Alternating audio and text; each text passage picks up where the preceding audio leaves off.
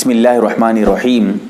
ناپاک عورت، اب ناپاکی چاہے وہ حیض کی وجہ سے ناپاکی ہو یا جنابت کی ناپاکی ہو یا نفاس یعنی بچہ پیدا ہونے کے بعد جو عورت ناپاک ہوتی ہے وہ ناپاکی ہو، اس حالت میں کیا عورت کھانا پینا پکا سکتی ہے، کھانا بنا سکتی ہے یا نہیں، گھر کے کام و کاج کر سکتی ہے یا نہیں، شرعی حکم کیا ہے؟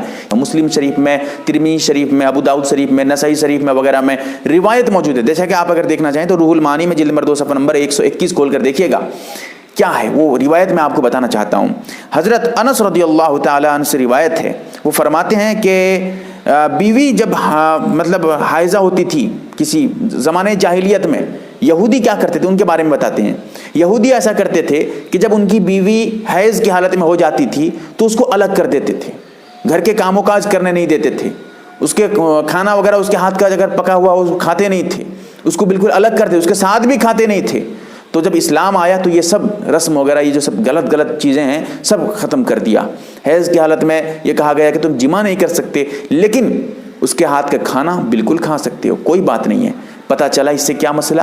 عورت ناپاکی کی حالت میں عورت کھانا وغیرہ بالکل بنا سکتی ہے، پکا سکتی ہے، کوئی حرج نہیں، بلا کراہت جائز ہے، کوئی قباحت نہیں ہے۔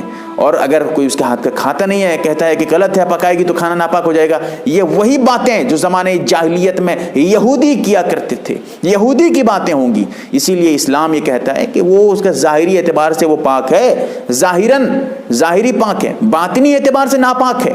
اس سے کیا مطلب ہے؟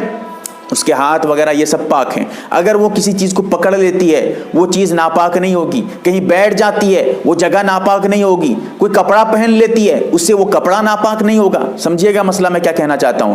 ظاہری اعتبار سے اس کے جسم پہ کوئی ناپاکی نہیں ہے، اس کے باطنی اعتبار سے، اندرونی اعتبار سے، جیسا کہ نماز پڑھنا ہے یا قرآن کی تلاوت ہے، یہ اس کے لیے منع ہے کیونکہ یہ باطنی ناپاکی ہے اس میں، ٹھیک ہے۔ بہرکیف یہ مت سمجھنا کہ عورت کھانا نہیں بنا سکتی، اس کے ساتھ کھانا نہیں کھایا جا سکتا، اس کے روم میں کہتے ہیں عورتیں ایسی، آج کل بھی کچھ حضرات مسلمان ایسے بھی ہیں جب عورت حیض کی حالت میں آتی ہے تو بالکل اس کو جو ہے روم الگ کر دیتے ہیں۔ روم الگ کرنے کی کیا ضرورت ہے؟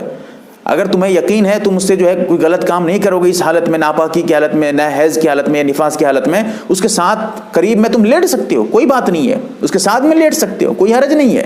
اگر یقین نہ ہو، تم کو اندیشہ ہو کہ نہیں تم پھر جو ہے جماع وغیرہ کی طرف جا سکتے ہو، تو بس بستر الگ کر دو، وہ یہاں سو جائے تم یہاں سو جاؤ، کوئی بات نہیں ہے۔ لیکن روم الگ کر دینا، اس کے ہاتھ کا کھانا نہ کھانا، اس کو پریشان کرنا، اس کو جو ہے مطلب بالکل ایک الگ تھلگ رکھ دینا، یہ غلط ہے بالکل، اسلام اس کی مخالفت کرتا ہے۔